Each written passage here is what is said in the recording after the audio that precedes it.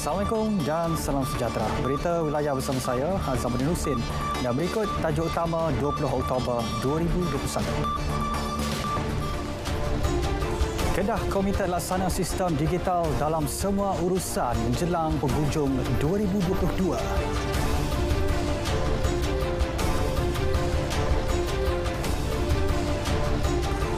Unjuran 4 bulan terakhir 2021, lebih 200,000 pelancong ke Perlis.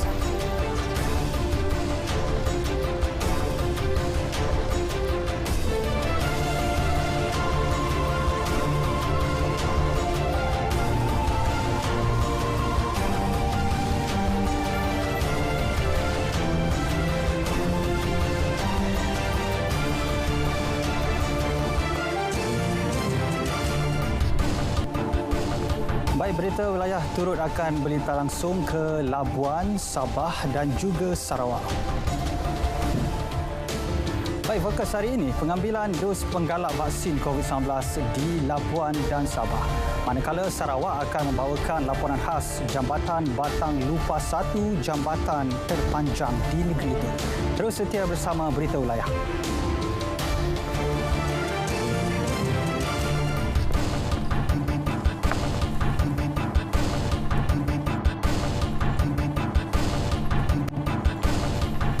Kedah Komite melaksanakan sistem digital untuk semua urusan pentadbiran, keusahawanan, percukaian dan pendidikan menjelang penghujung 2022. Ia apabila pelan jalinan digital negara jendela berjaya dicapai.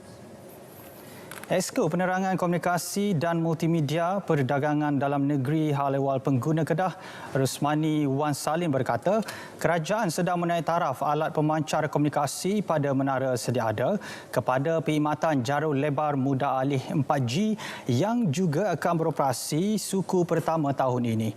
4,736 sambungan yang berada di peringkat pelaksanaan bagi projek jalur lebar pinggir bandar turut dijalankan.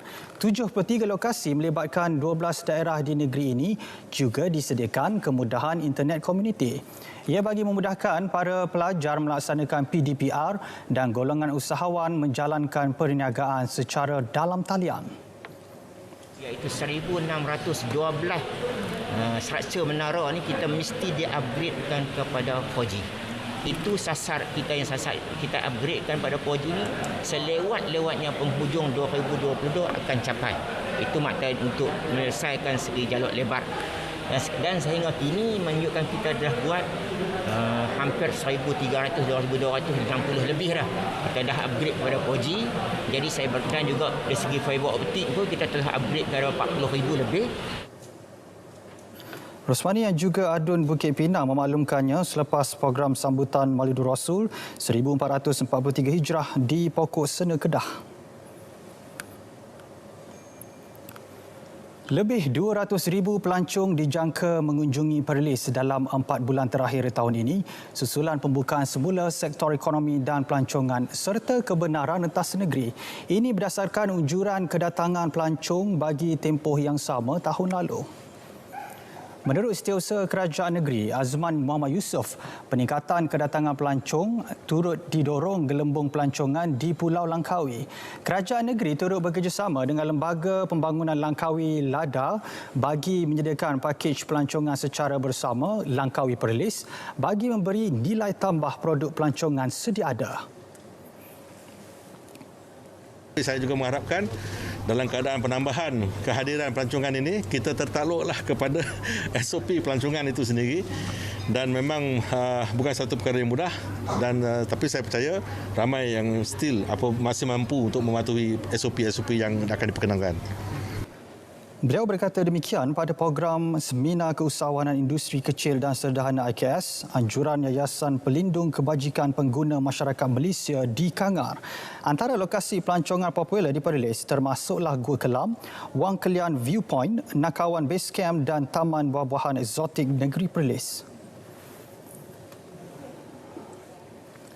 597 individu menerima suntikan vaksin menerusi program mobilisasi vaksin komuniti MOVAC di seluruh negara setakat 15 Oktober lalu.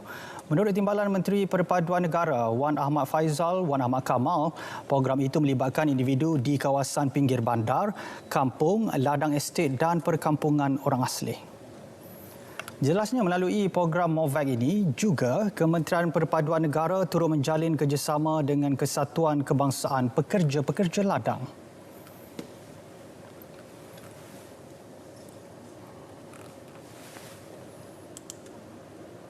Dengan menyasarkan masyarakat India yang berada di ladang dan estet yang tercicir daripada menerima vaksin. Melalui kerjasama ini juga, Kementerian mensasarkan hampir 5,000 masyarakat India untuk menerima vaksin di bawah MOVAC. Suatu program inisiatif bersama. Beliau menjawab pertanyaan Senator Datuk Kezavadas Achuddin Nair di Dewan Negara. Tambah Puan Ahmad Faizal, bagi Negeri Sembilan pula, seramai 10,324 orang telah menerima vaksin melalui program MOVAC yang turut melibatkan kawasan luar bandar dan ladang. Program MOVAC melibatkan penggunaan 25 buah bas yang telah diubah suai untuk dijadikan pusat pemberian vaksin bergerak mengikut spesifikasi yang diluluskan Kementerian Kesihatan.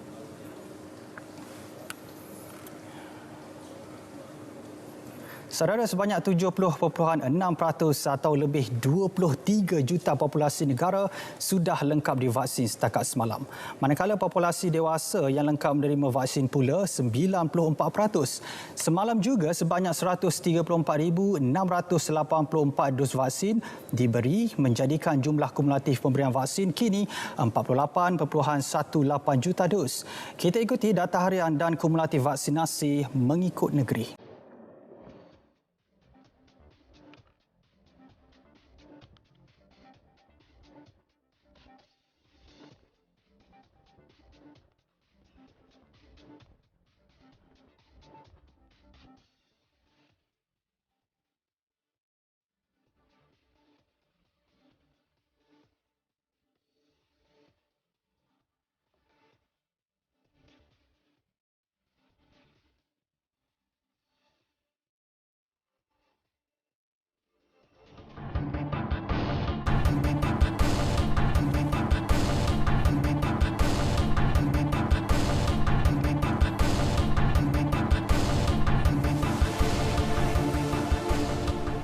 Baik, lintas langsung pertama berita wilayah hari ini, kita ke Labuan. Petugas Barisan Hadapan Kesihatan di sana sudah pun mula menerima suntikan dos penggalak vaksin COVID-19.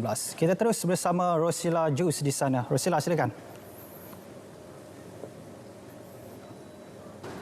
Pemberian dos penggalak vaksin COVID-19 terhadap kumpulan penerima pertama melibatkan petugas Barisan Hadapan Kesihatan disambut baik di Labuan. Pemberian dos berkenaan telah bermula sejak Isnin lalu.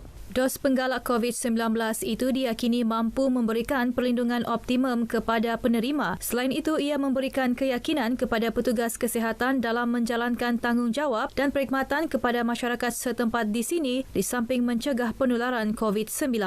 Saya terpilih sebagai orang yang terawal untuk mengambil vaksin penggalak ni lah. So saya rasa saya bertuah dan saya belum menjadi contoh kepada semua frontliner yang lain dan juga untuk orang awam untuk mengambil dos penggalak ni lah.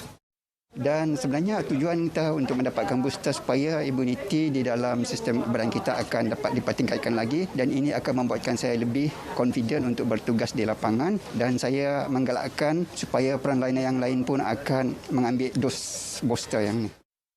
I think it's very important for us to get our booster dose because as a frontliner we need to set a good example for our public that booster dose is very important to improve our immunity in our community. Pemantauan perlu dilakukan bagi memastikan tiada pihak yang cuba mengambil kesempatan terhadap pengguna dengan menjual kit ujian pantas RT-PCR antigen saliva COVID-19 melebihi kadar ditetapkan. Perkara itu dibangkitkan Pengerusi Perbadanan Labuan, Dato' Seri Amir Husin, susulan terdapat pihak yang menjual kit ujian itu pada harga yang tinggi.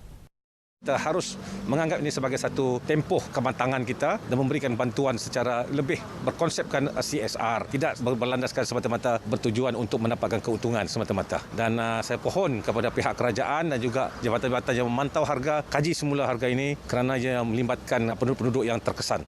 Beliau berkata demikian selepas menyampaikan bantuan bakul makanan di Labuan hasil usaha bersama syarikat korporat yang menyumbangkan bantuan berkenaan. Ia diberi kepada golongan warga emas dan B40. Majlis Agama Islam Wilayah Persekutuan Mawib Labuan dalam usaha melaksana perancangan perumahan asnaf di Labuan. Perkara itu telah dibincangkan dalam mesyuarat Jawatankuasa Perundingan Hukum Syarak Wilayah Persekutuan untuk membeli rumah-rumah daripada Perbadanan Labuan. Pemangku Ketua Pegawai Eksekutif Mawib Muhammad Nizam Yahya berkata projek berkenaan dijangka dapat memberi ruang dan peluang kepada golongan asnaf di pulau ini. Dengan anggaran jumlah peruntukan berjumlah hingga 34 juta ringgit, kira-kira 100 hingga 150 unit rumah akan dibeli oleh Mawib seterusnya akan dimanfaatkan kepada golongan asnaf untuk mendapatkan kehidupan yang lebih selesa. Selain itu, Mawib juga akan berbincang dengan Perbadanan Labuan untuk mendapatkan tanah bagi pembinaan perumahan asnaf yang berkonsepkan Islamic City. Projek berkenaan telah pun dilaksanakan di Kuala Lumpur dan dalam proses perancangan membina 200 unit rumah untuk asnaf yang dilengkapi kemudahan masjid dan bangunan kelas. Tetapi untuk wilayah Persekutuan Labuan ini, kita dalam konsep Quick Win Mawib, kita bekerjasama dengan Perbadanan Labuan, kita beli dulu rumah yang telah siap dibina. Tapi dalam masa yang sama, kita akan berbincang dengan Perbadanan Labuan untuk dapatkan tanah bagi kita mendirikan projek perumahan asnaf di wilayah Persekutuan Labuan.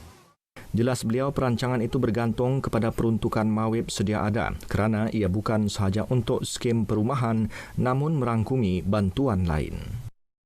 Tiada kata yang mampu diungkapkan, hanya air mata kegembiraan menzahirkan perasaan syukur seorang warga emas yang terpilih bagi bantuan baik pulih rumah di Labuan dengan anggaran kos RM27,000.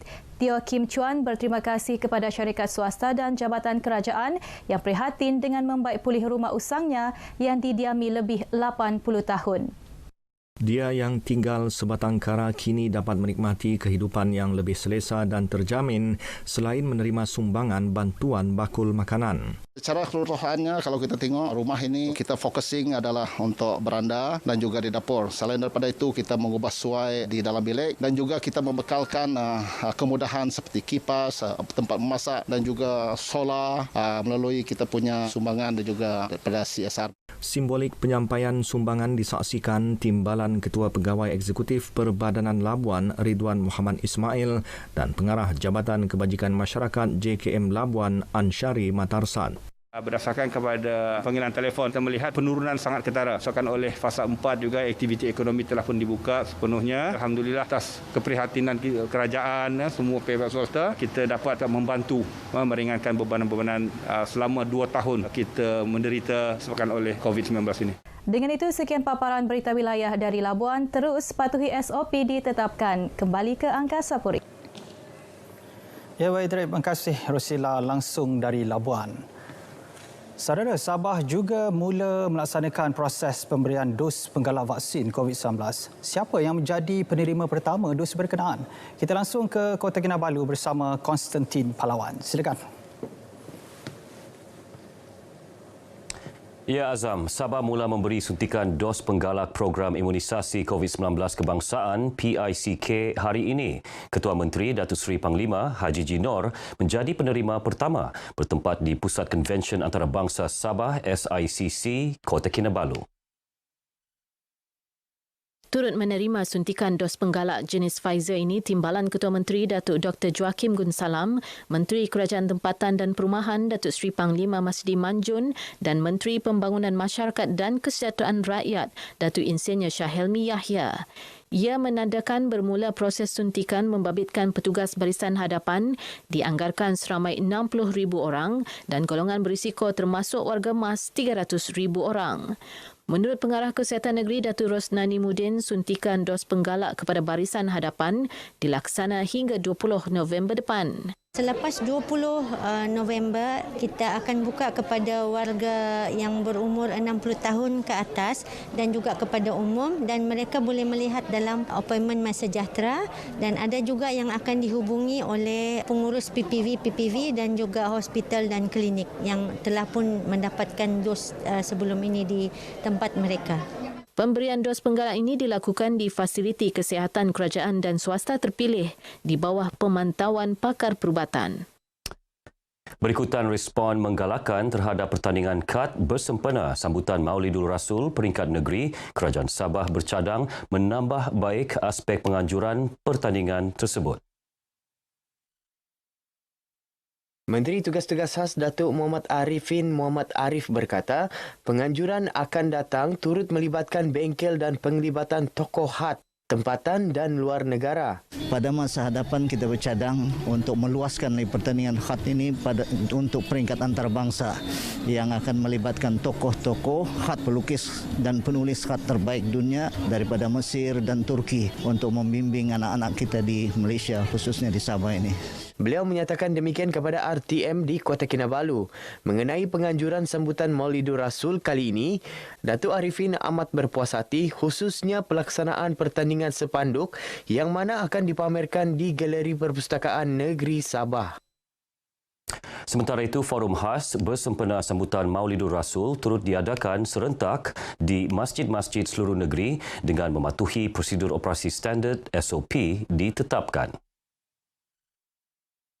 Pesuruhjaya Majlis Dakwah Negara MDN Sabah Samin Ongki berkata, meskipun sebahagian besar aktiviti sambutan diadakan secara maya, namun aktiviti yang berlangsung secara bersemuka dipastikan mengikut SOP.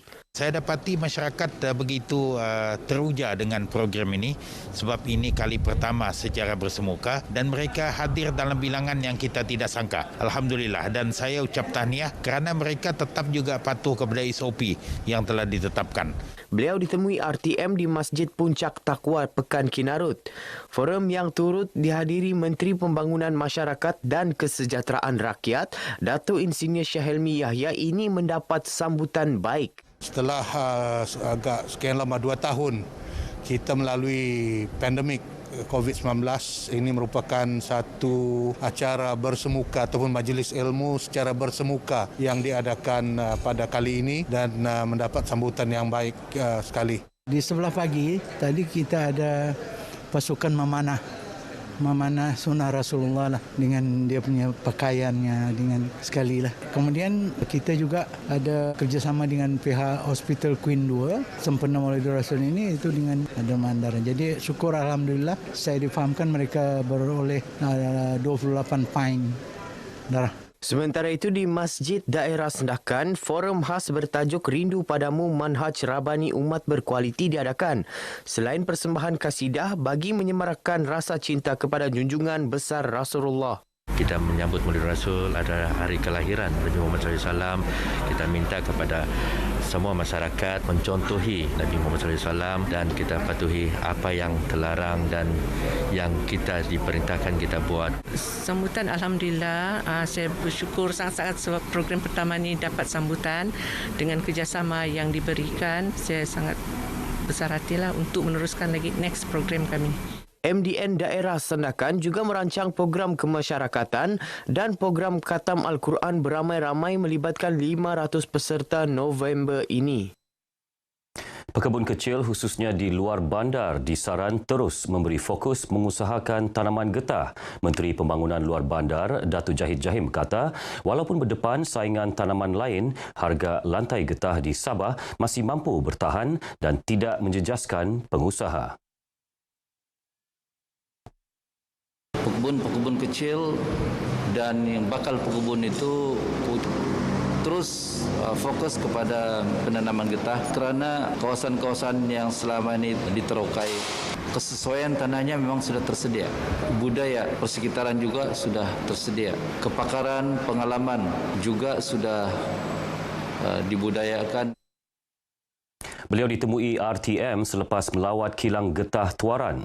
Sementara itu, ditanya mengenai belanjawan 2022 yang bakal dibentangkan pada 29 Oktober ini, Datuk Jahid berharap pembangunan sektor ekonomi luar bandar turut menjadi tumpuan. Dalam pada itu, penduduk khususnya pemilik tanah di Libaran pula digesa membangunkan tanah terbiar untuk pertanian dan penternakan. Ia diusahakan sama ada secara sendiri atau bekerjasama dengan pihak lain seperti koperasi. Ahli Parlimen Libaran Datuk Zakaria Muhammad Idris berkata, langkah itu membantu meningkatkan sosioekonomi dan membuka peluang pekerjaan kepada penduduk setempat. Sebagai contoh, inisiatif dilaksana Koperasi Wawasan Desa Sandakan Berhad yang membangunkan tanah di kampung Wawasan Desa sebagai kolam penternakan ikan. Kita hari ini bersama dengan koperasi dan koperasi ini adalah kerjasama yang banyak dengan ahli yang ramai. Tetapi sesiapa saja individu yang mempunyai tanah yang boleh diterukai, yang boleh diusahakan, kita galakkan juga individu untuk membina atau menternak ikan seperti yang ada sekarang ini. Beliau ditemui media selepas merasmikan program pelepasan ikan kolam Koperasi Wawasan Desa Sandakan Berhad di Sandakan melibatkan pelepasan 1,500 benih ikan selunsung. Pembinaan 2 kolam ini dirancang sejak tahun 2000, menelan belanja RM45,000 dan dijangka memberi pulangan RM100,000 dalam tempoh 6 bulan. Sekarang ini kita mempunyai senarai ahli seramai 600 lebih orang. Alhamdulillah, dan modal itulah yang kita guna untuk membuat kolam ini dan perancangan kita akan menambah lagi kolam akan datang. Selain penanaman kelapa sawit, rumah burung walit, peruncitan dan penternakan ikan, koperasi itu juga bersyada memperkenal aktiviti pelancongan di kawasan berkenaan pada masa akan datang. Peringatan pentingnya masyarakat mematuhi prosedur operasi standard SOP elak penularan pandemik perlu dilakukan secara berterusan apatah lagi selepas lebih banyak sektor dibenarkan beroperasi. Ia bagi memastikan masyarakat dapat membiasakan diri dengan norma baharu kehidupan seharian. Setiausaha Persekutuan Sabah, Datuk Dr. Zulkifli Mohamad berkata, pihak media termasuk Jabatan Penyiaran RTM yang mempunyai pelbagai medium seperti saluran TV dan radio perlu terus memain peranan secara efektif. Ini termasuk menyampaikan maklumat tepat mengenai usaha pemulihan dilaksana kerajaan kepada setiap lapisan rakyat. Beliau menyatakan demikian semasa menerima kunjungan hormat pengarah RTM Sabah Nur Ain Bakir di pejabatnya di Kompleks Pentadbiran Kerajaan Persekutuan Sabah, Kota Kinabalu. Kunjungan bertujuan memaklumkan Datuk Dr. Zulkifli mengenai pertukaran Nur Ain ke Angkasa Puri Kuala Lumpur sebagai pengarah bahagian program radio RTM berkuat kuasa 1 November ini. Hadir sama Ketua Penolong Pengarah Kejuruteraan TV RTM Sabah, Cyril Simon yang kini menjalankan tugas sebagai Timbalan Pengarah RTM Sabah. Sekian perkembangan dari Sabah bersama saya, Konstantin Palawan. Terus patuhi SOP, kita pasti menang. Kembali bersama Azam di Angkasa Puri, silakan. Baik, terima kasih Konstantin langsung dari Sabah.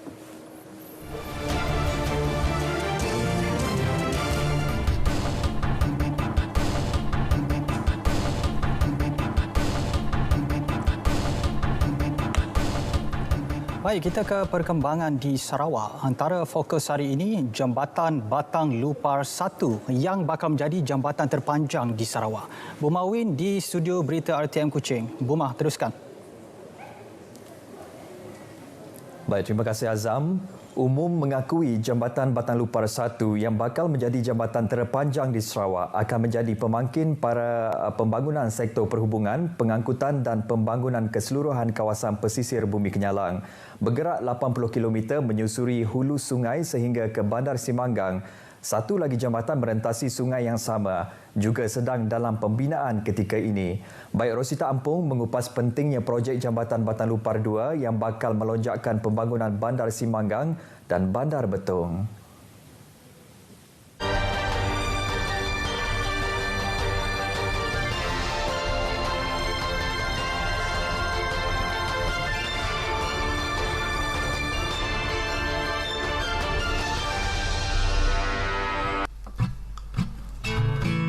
Penduduk di Berangan Ulu serta penduduk dari beberapa rumah panjang di kawasan Nangaskrang dan Skrang Hilir antara yang begitu mengimpikan pembinaan Jambatan Batang Lupar 2. Mereka masih lagi bergantung pada pengangkutan sungai untuk sebarang urusan di Bandar Simanggang yang terletak hanya kira-kira 8 km atau kurang 10 minit menggunakan bot.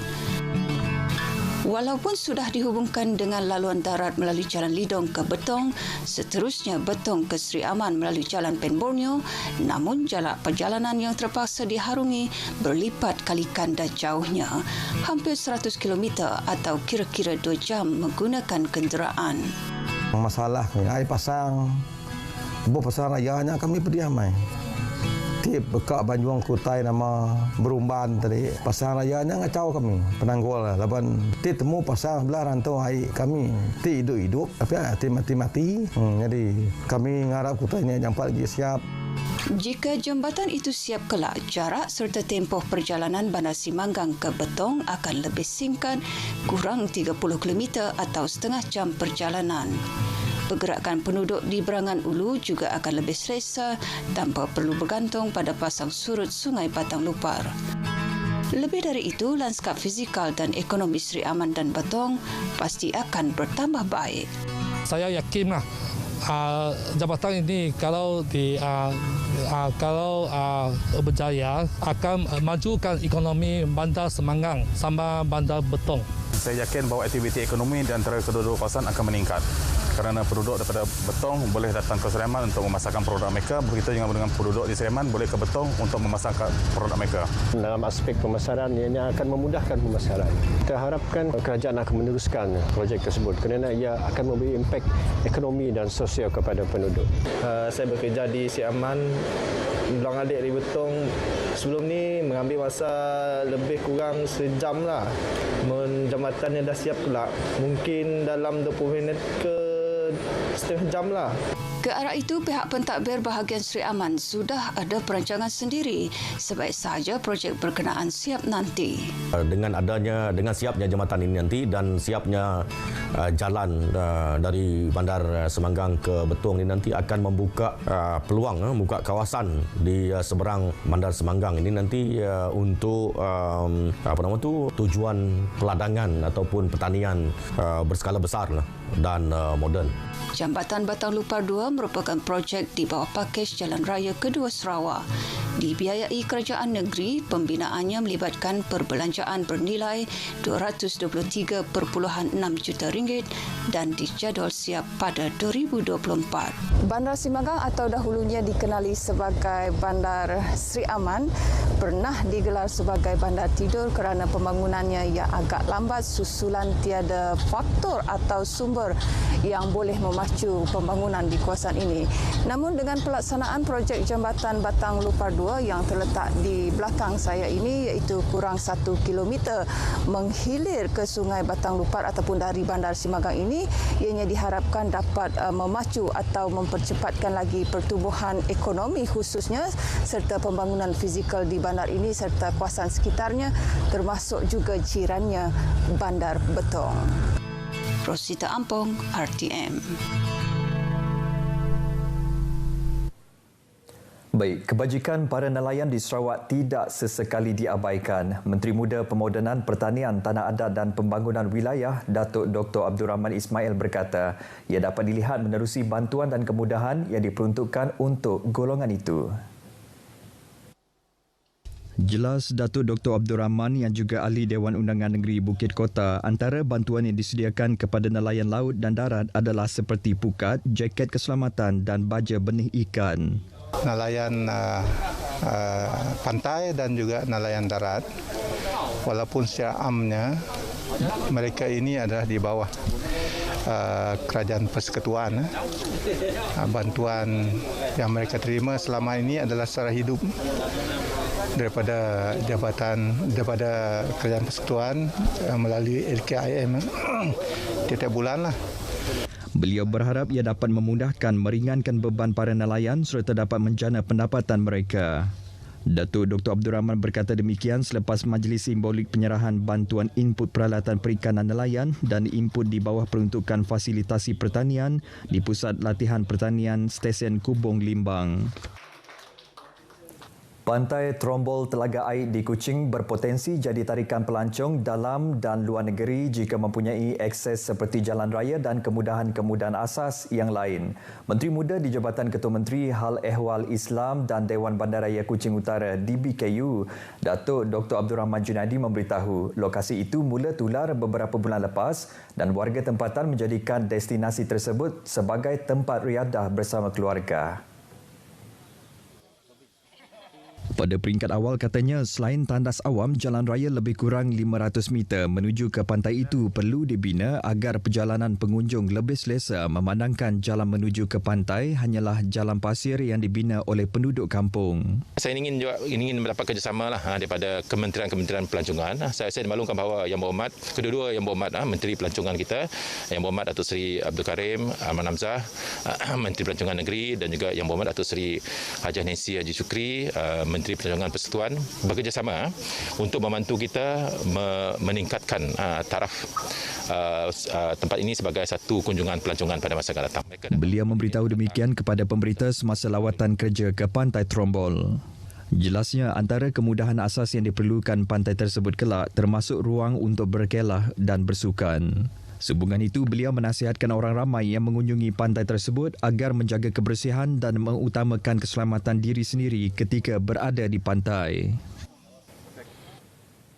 Dewan Masyarakat Dalih Long Pelutan Long Miri dalam kawasan Dewan Undangan Negeri Telangusan yang bernilai RM430,000 telah memberi manfaat kepada 150 pintu rumah panjang di kawasan berkenaan. Ahli Dewan Undangan Negeri Adun Telangusan, Dennis Ngau, berharap Dewan Komuniti itu menjadi pusat aktiviti sosial dan majlis rasmi selain akan membuktikan perpaduan antara penduduk kampung berkenaan. Dennis Ngau juga memuji usaha dan kerjasama yang diberikan oleh masyarakat Dalih Long Pelutan kerana menjadikan proses pembinaan berjalan lancar. Katanya kerajaan negeri sentiasa menitik beratkan keperluan penduduk dengan memberi peruntukan bagi melaksanakan pelbagai projek pembangunan untuk keselesaan rakyat. Beliau berucap merasmikan Dewan Komuniti Dalih Long Pelutan Long Miri Telangusan Miri. Dewan Komuniti itu dinamakan Dewan Penghulu Oyong Luhad bersempena pemimpin perintis rumah panjang yang memimpin penduduk kampung pada tahun 1800. Sejak tahun 2015, kira-kira 200 projek pembangunan dilaksanakan di 88 buah kampung di Dun Telangusan. Baik saudara, sekian perkembangan berita dari Sarawak. Kita kembali bersama Azam di Angkasa Puri. Silakan Azam. Ya, baik, terima kasih Buma. Sebelum ke wilayah utara, kita dapatkan dahulu laporan cuaca semasa daripada Jabatan Meteorologi bersama pegawainya Syazwani Yahya. Assalamualaikum dan salam sejahtera. Baiklah, pada ketika ini rantau negara masih lagi berada dalam tempoh peralihan monsun di mana kelajuan angin adalah agak lemah iaitu sekitar 10 hingga 20 km sejam. Dan negara ini boleh menyebabkan hujan berserta ribut petir pada waktu petang, terutamanya di kawasan pantai barat dan juga pedalaman Semenanjung, bahagian barat negeri Sabah serta bahagian barat dan tengah negeri Sarawak. Baiklah, kita teruskan dengan melihat paparan imej satelit semasa di mana terdapat kelompok awan aktif di kebanyakan negeri di Semenanjung Malaysia, negeri Sabah serta bahagian utara dan tengah negeri Sarawak. Keadaan ini boleh menyebabkan keadaan cuaca yang agak lembap di kawasan berkenaan dan mampu untuk berterusan sehingga ke malam nanti. Baiklah, berdasarkan paparan imej gema radar terkini, hujan berserta ribut petir kini sedang berlaku melibatkan kebanyakan negeri di Semenanjung Malaysia, lebih tertumpu di negeri Kedah, Perak dan juga negeri-negeri pantai barat Semenanjung. Bagi Sabah dan juga negeri Sarawak, hujan di satu dua tempat kini sedang berlaku melibatkan kebanyakan bahagian di negeri Sabah serta lebih tertumpu di bahagian utara dan tengah negeri Sarawak. Keadaan cuaca yang agak lembap ini dijangkakan akan berterusan sehingga ke malam nanti. Baiklah, sekian sahaja laporan cuaca untuk petang ini. Sekarang kita lihat ramalan cuaca bagi bandar-bandar utama di seluruh Malaysia. Sekian, Syazwani Yahya. Assalamualaikum.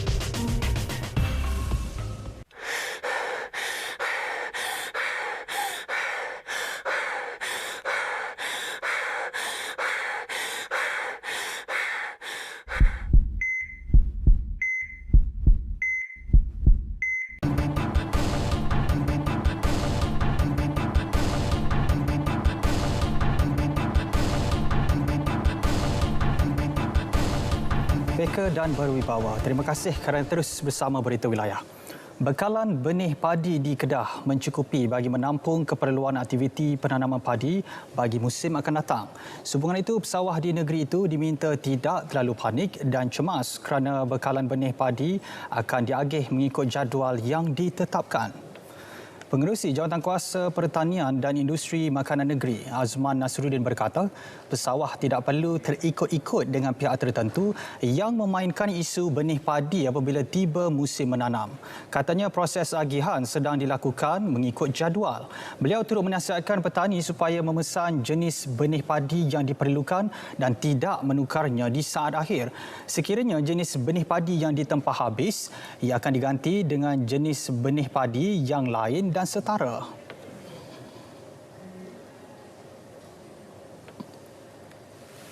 Sebenarnya kena ikut jadual penanaman. Semua pesawat-pesawat ikut jadual penanaman dan kita dah supply ikut jadual yang telah ditetapkan. Mungkin ada sedikit kelewatan di beberapa tempat, tapi kita sentiasa pick up isu itu cepat. MADA sentiasa ambil tindakan segera. Kita dah maklumkan kepada IPB, SUB bahagian padi dan sebagainya lah tentang masalah-masalah yang berlaku. Tapi seperti musim-musim yang lainnya, musim sebelum ini ada masalah, tapi akhirnya kita dapat memenuhi keperluan benih yang dipesan oleh PPK itulah. Beliau bercakap kepada pemberita selepas majlis penyerahan sewa pajak projek penanaman padi skala besar Kampung Asam Jawa di Pendang. Kedah akan kembali mengimarah masjid di seluruh negeri itu dengan mengikut SOP. Esko Agama, Pendidikan dan Sumber Manusia Kedah, Dato' Najmi Ahmad berkata, Kedah yang berada dalam fasa 3 Pelan Pemulihan Negara dibenar mengadakan aktiviti keagamaan di masjid termasuk kuliah selain program-program ilmu yang lain. Fasa 3 ini memang dibenarkan, tapi dalam suasana terkawal lah. Maknanya majlis ilmu dibenarkan, ceramah-ceramah lepas maghrib dibenarkan, kuliah-kuliah subuh dibenarkan. Cuma lihatkan masa yang tertentu. Dan saya rasa itu memang dah memadai lah untuk masa ini kan. Selain daripada sementara kita nak melangkah ke fasa yang seterusnya. Dan saya rasa apa yang berlaku sekarang ini, Masjid Majid sudah mula makmur. Beliau bercakap kepada RTM selepas program sambutan Maulidur Rasul 1443 Hijrah di Pokok Sena. Yayasan Dakwah Islamiah Malaysia Yadim Perlis mengadakan 6 program sanitasi sekitar kawasan Dewan Undangan Negeri Dun Pauh dalam usaha membendung penularan COVID-19. Sanitasi membabitkan 10 sukarelawan Yadim itu memberi tumpuan terhadap premis atau lokasi tumpuan awam, terutamanya Dewan Orang Ramai, masjid dan juga surau. Menurut Esko Negeri Roziana Ahmad yang juga Dun Pauh, program ini mendapat kerjasama Pusat Khidmat Dun Pauh dengan mematuhi prosedur operasi standard ditetapkan. Selain Pauh, sanitasi turut dilaksanakan Yadim di kesemua Dun Perlis sehingga penghujung tahun ini sebagai sebahagian khidmat komuniti Yadim. Saya tengok program Yadim ini sangat menyeluruh. Di samping membuat sanitasi di kampung-kampung, di masjid dan juga surau, juga Dewan Ramai, ada juga bantuan yang disampaikan untuk mereka yang memerlukan. Jadi saya ucapkan terima kasih pada Yadim atas keprihatinan ini, membolehkan program yang berunsurkan dakwah ini dapat diteruskan sempena bulan dakwah. Beliau berkata demikian pada program kembara Yadim Peduli dan sanitasi Yadim sekitar Pauh. Pada program ini, Yadim melaksanakan sanitasi di 3 buah masjid, 2 surau dan sebuah Dewan Orang Ramai selain sumbangan kotak makanan kepada asnaf. Dengan kerjasama yang amat baik daripada sukarelawan Yadim, daripada rakan siswa Yadim, daripada masyarakat setempat, daripada esko kerajaan negeri dan juga agensi-agensi yang berada di Perlis ini, alhamdulillah saya bagi pihak Yadim mengucapkan ribuan terima kasih dengan kerjasama yang diberikan.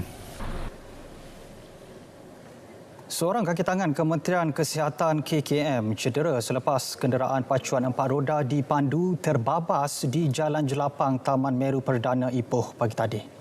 Menurut jurucakap Jabatan Bomba dan Penyelamat Malaysia Perak, pasukan anggota bomba ke lokasi kejadian selepas menerima maklumat pada pukul 7.29 pagi. Sebaik tiba, sebuah kenderaan pacuan 4 roda milik KKM didapati terbabas ke dalam parit. Seorang lelaki dilaporkan tersepit, namun mangsa yang cedera telah dikeluarkan oleh orang awam. Berdasarkan maklumat awal, mangsa dalam perjalanan ke tempat kerja di Hospital Raja Permaisuri Bainun Ipoh.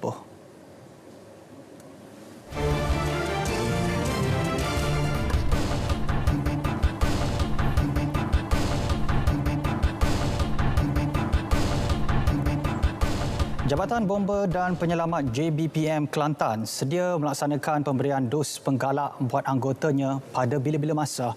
Menurut pengarah JBPM Kelantan, penolong Pesuruhjaya Bomba Zainal Madisin, selain menyokong saranan kerajaan, suntikan tersebut penting bagi membentuk imuniti optimum pasukan yang sentiasa terdedah kepada jangkitan COVID-19 masa bertugas. Katanya bagi suntikan dos penggalak tersebut, pihaknya akan memberi keutamaan kepada seramai 565 anggota pasukan operasi terlebih dahulu. Mengenai maklumat, kita sentiasa berhubung. Saya berhubung dengan Datuk Zaini bila sekarang ni kita sibuk bantu pos-pos orang asli baru selesai minggu lepas Gua Musang. Kali ini penggalak ni atau dos ketiga ni untuk turn kita lah.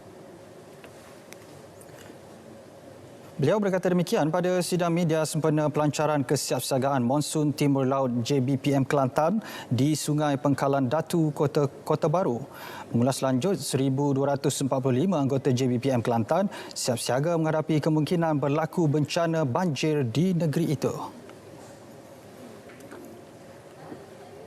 Projek empangan hidroelektrik Nenggiri akan tetap diteruskan. Pengurus Besar Tenaga Nasional Berhad TNB Negeri Kelantan, Mustafa Kamal Yaakob berkata, pihak TNB komited memastikan pembinaan empangan hidroelektrik itu siap mengikut jadual pada tahun 2026.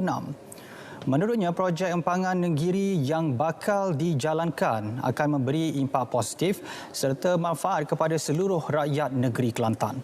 Berhubung bantahan yang diterima terhadap projek empangan berkenaan, Mustafa Kamal berkata, sebahagian besar penduduk menyokong projek itu, malah mereka daripada awal tahun bertanya berhubung perkembangan projek. TNB tambahnya akan memberi penerangan terhadap pihak-pihak berkaitan berhubung manfaat yang lebih banyak bakal diterima penduduk. Beliau menjelaskan demikian selepas program pelepasan konvoi program khidmat masyarakat ke Pos Tohoi dan Pos Gop Gua Musang. Dalam program ini, 22 kenderaan pacuan 4 roda melakukan khidmat masyarakat dengan menghantar barangan makanan serta beg sekolah kepada hampir 500 komuniti orang asli. Hotel Veterina di ladang BioVet International Sdn Bhd, Temeloh Pahang merupakan hotel pertama dalam negara dibina bagi ternakan biri-biri yang diternak secara bebas. Ladang seluas 7 ekar itu terletak di Kampung Tekal, Kuala Kerau, dimiliki 3 usahawan muda yang diuruskan Syed Putra Syed Alwi.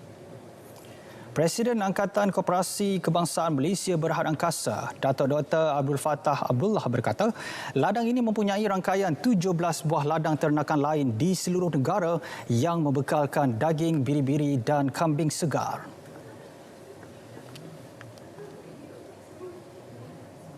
Pihak syarikat BioVet ini sama dengan Syed Putra yang juga saya alui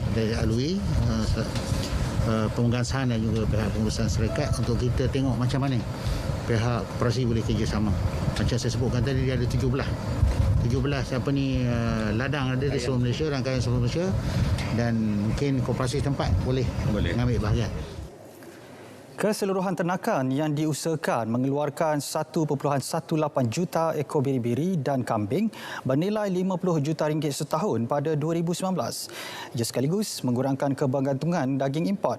Beliau menyeru koperasi yang memiliki tanah dan ternakan boleh bekerjasama dengan kumpulan ini bagi memberi khidmat kepada 6.4 juta ahli koperasi dengan harga bekalan berpatutan.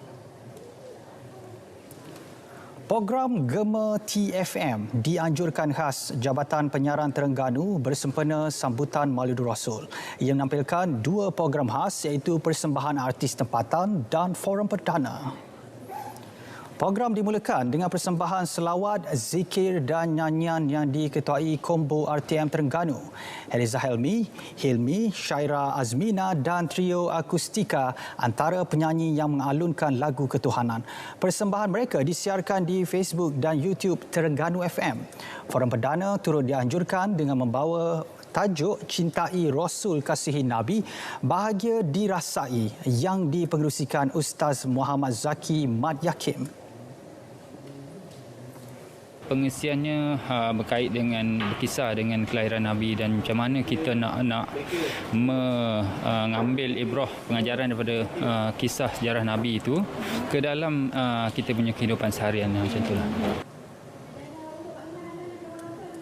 Forum menampilkan ahli panel seperti Ustaz Abdul Hakim Awang dan Ustaz Dr. Ahmad Fadluddin Muhammad.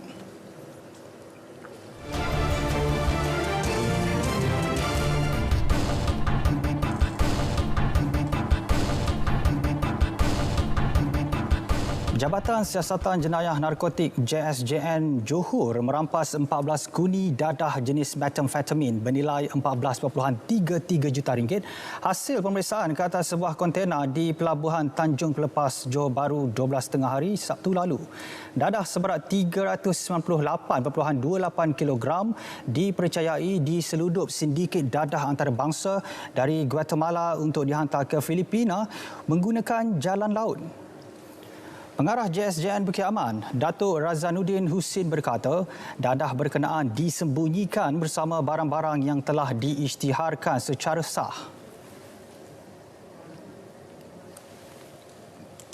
Daripada imbasan tersebut, kita dapati bahawa ada perbezaan dalam imej tersebut yang kita syaki barang tersebut sama ada kontraben ataupun itu adalah dadah.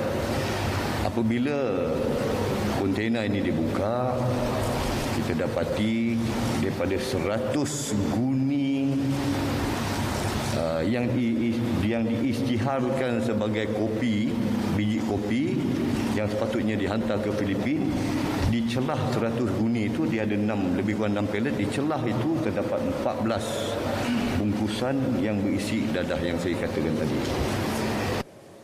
Sindiket itu dipercayai turut menjadikan Malaysia sebagai negara transit sebelum dihantar ke negara ketiga.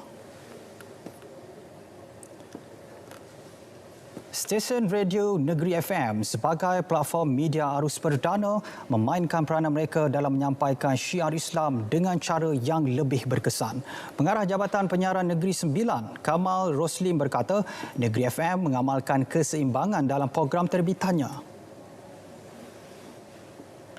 Sebenarnya Negeri FM bukan sahaja sekadar hiburan, tapi kita juga menyiarkan rancangan-rancangan yang berbentuk agama setiap petang dan juga malam. Jadi dengan adanya rancangan program sebegini, jadi kita dapat menyiarkan syiar-syiar Islam kepada semua generasi bagi penduduk Negeri Sembilan dan juga Malaysia amnya. Beliau berkata demikian pada program Semarak Cinta Rasul yang berlangsung di Kompleks Penyiaran Tuanku Muhammad. Negeri FM bekerjasama dengan pihak penaja Olive House dalam menjayakan program yang mengenang kisah Rasulullah SAW.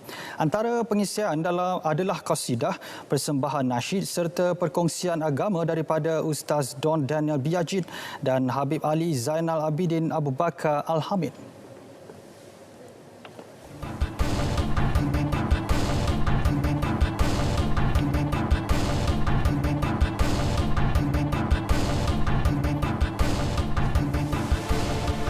Baik, guru yang belum mendapatkan vaksin lengkap COVID-19 perlu mematuhi perkeliling perkhidmatan bilangan 4 tahun 2021 mengenai dasar pelaksanaan imunisasi COVID-19 bagi pegawai perkhidmatan awam persekutuan.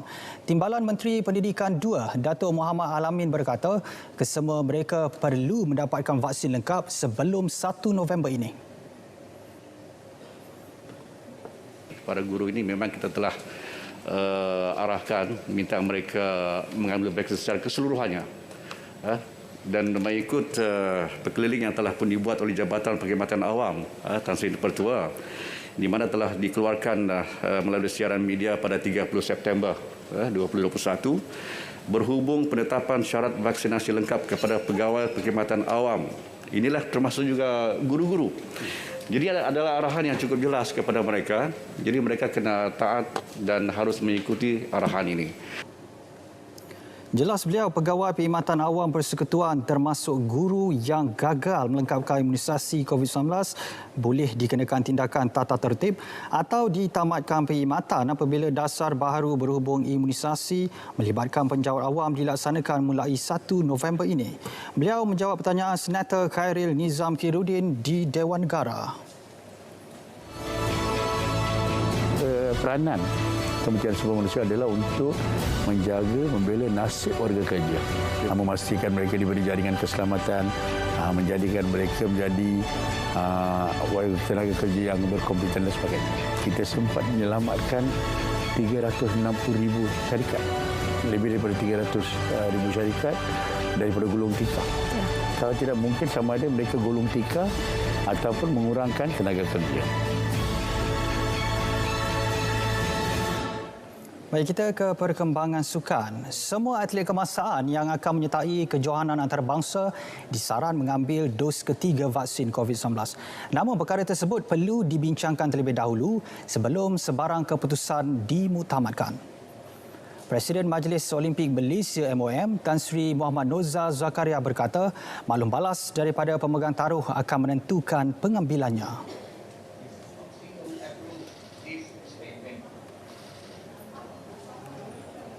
Bahawa masa ini sebagaimana yang sudah maklum, KKM meletakkan requirement tu pada mereka-mereka yang memerlukan, kan, ada kategori-kategori, dan kita akan lihat dan akan berbincang contohnya dengan ISN, National Sport Institute, untuk menentukan bahawa apakah opinion mereka terhadap perkara ini dan apakah yang mereka lakukan untuk perbincangan mereka dengan Kementerian Kesihatan. Untuk kalender kejohanan tahun hadapan, Malaysia bakal menyertai kejohanan utama iaitu Sukan SEA Hanoi, Sukan Commonwealth Birmingham dan Sukan Asia Hangzhou. Beliau berkata demikian kepada media di Ibu Negara.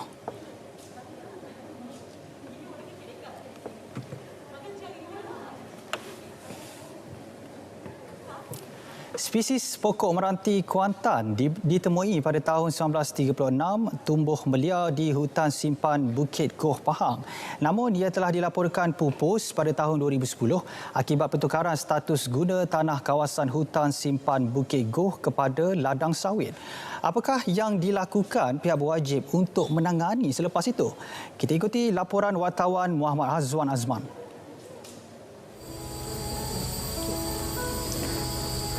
Shorea kuantanensis ataupun lebih mudah dikenali sebagai meranti Kuantan dahulunya pernah diisytiharkan pupus pada 2010. Tapi penemuan semula pada 2014 di Terengganu membawa kepada usaha-usaha penanaman semula pokok jenis ini di Kuantan sebagai langkah konservasi bagi pokok jenis Shorea kuantanensis ataupun meranti Kuantan ini. Jabatan Perhutanan Negeri Pahang JPNP giat melakukan penanaman semula pokok jenis ini serta memperkenalkannya semula kepada rakyat Pahang khususnya di daerah Kuantan ini.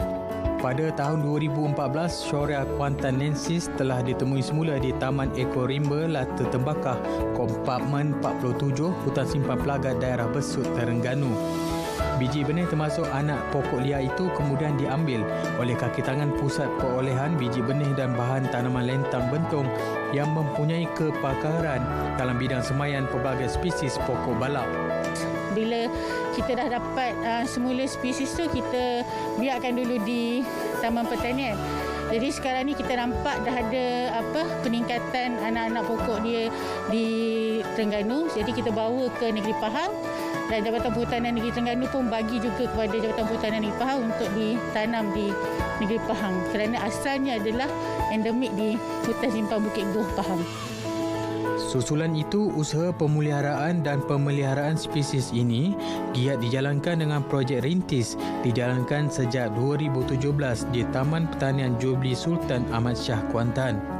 Usaha berkenaan sebagai menyokong program penghijauan Malaysia melalui kempen penanaman 100 juta pokok di seluruh negara dengan tema Penghijauan Malaysia, Pokok Kita, Kehidupan Kita di bawah rancangan Malaysia ke-12.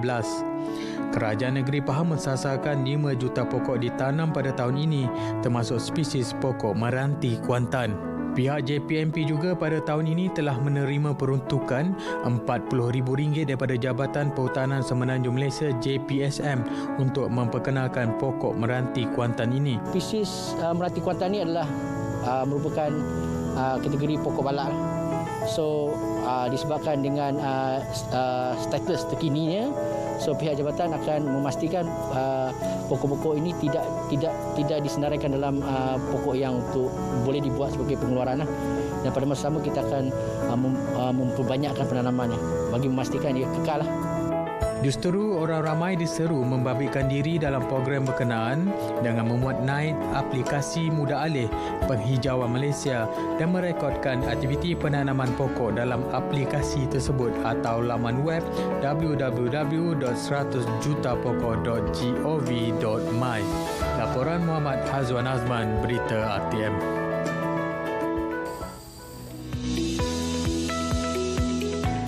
Mengamalkan SOP, penting untuk kita semua meningkatkan penilaian kendiri demi melindungi diri sendiri dan keluarga Malaysia. Amalkan TRIIS. T. Test. Segera lakukan ujian pengesanan COVID-19 kendiri sekiranya alami simptom. R. Report. Laporkan keputusan ujian pengesanan di MySejahtera. I. Isolate. Lakukan kuarantin kendiri sekiranya positif. Patuhi perintah HSO yang telah ditetapkan oleh Kementerian Kesihatan Malaysia. I. Inform. Maklum kepada kontak rapat sekiranya anda didapati positif.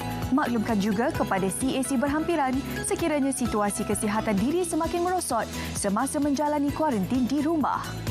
S. Seek. Dapatkan rawatan segera di pusat-pusat perubatan berhampiran sekiranya anda mengalami gejala berat seperti sesak nafas dan suhu badan terlalu tinggi. Sayangi diri, keluarga Malaysia.